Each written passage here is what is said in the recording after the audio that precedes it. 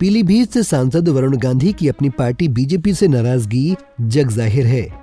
कई बार उनके पाला बदलने की अफवाह राजनीतिक गलियारों से सोशल मीडिया और मीडिया तक में खूब उड़ी, मगर हर बार वरुण गांधी की सुर्खियां बनाने वाले खबरिया चैनलों के तमाम कयास केवल अफवाह ही साबित हुए। अब एक बार फिर से वरुण गांधी सियासत और मीडिया के केंद्र में आ सकते हैं। इस बार खबर है कि उन्होंने बीजेपी से टिकट का रिक्लेम नहीं किया है। इस पर पार्टी के वरिष्ठ नेताओं ने वरुण गांधी की मंशा जानने के लिए उनसे संपर्क साधा है। ऐसे में उनके बीजेपी छोड़ने या फिर इलाका बदलने की चर्चा फिर से जोर पकड़ रही है। सियासत के जानकारों में तो वरुण को लेकर सुगबुगाहट शुरू हो गई है।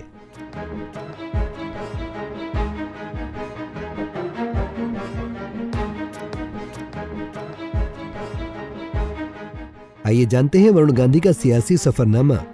पूर्व केंद्रीय मंत्री और सांसद मेनका गांधी के पुत्र वरुण गांधी ने विधिवत तरीके से 2004 से राजनीति में कदम रखा।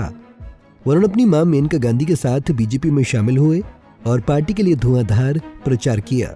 इस दौरान जहां वो अपने बयानों से युवाओं के बीच लोकप्रिय हो रहे थे, वहीं बीजेपी में भी वरुण का कद बढ़ रहा था। पार्टी ने उनकी लोकप्रियता और लगन को देखते हुए 2009 में उनके परिवार की परंपरागत सीट पीलीभीत से लोकसभा का टिकट दे दिया। इस सीट से सांसद मेनका गांधी को बराबर की सीट अंबाला पर चुनाव लड़ने के लिए भेज दिया गया। वरुण ने अपने पहले ही चुनाव में करीब 3.25 लाख वोटों के बड़े अंतर से जीत दर्ज कर इतिहास रच दिया। इस जीत के बाद बीजेपी में वरुण का कद बढ़ता चला गया। बीजेपी पार्टी अध्यक्ष के अपने कार्यकाल में राजनाथ सिंह ने वरुण गांधी को राष्ट्रीय महासचिव के साथ ही उनको पश्चिम बंगाल राज्य के प्रभारी की जिम्मेदारी भी दे दी। लेकिन 2014 के अगले ही लोकसभा चुनाव में वरुण गांधी की सीट बीजेपी ने बदल दी। उनको पीलीभीत से सीधे सुल्तानपुर भेज दिया गया। यहाँ भी अच्छे अंतर से वो चुनाव जीतने में सफल रहे। पीलीभीत सीट से उनकी मां मेनका गांधी चुनाव जीती और मां बेटा दोनों फिर से संसद पहुंचे।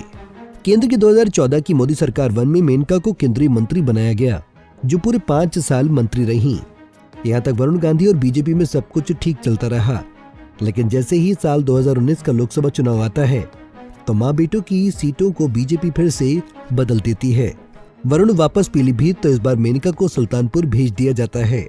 सुल्तानपुर में सपा बसपा गठबंधन प्रत्याशी के सामने मेनका गांधी नजदीकी मुकाबले में फंस जाती हैं, मगर कम अंतर से ही सही वो चुनाव जीत जाती हैं। मां बेटे में किसी को मोदी सरकार 2 के मंत्रिमंडल में जगह नहीं मिलती।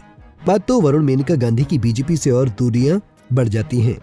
मतभेद की बात यहाँ तक पहुँच जाती है कि कई मौकों पर वरुण गांधी मोदी सरकार के मंच पर और मीडिया में खुलकर आलोचना तक करते हैं।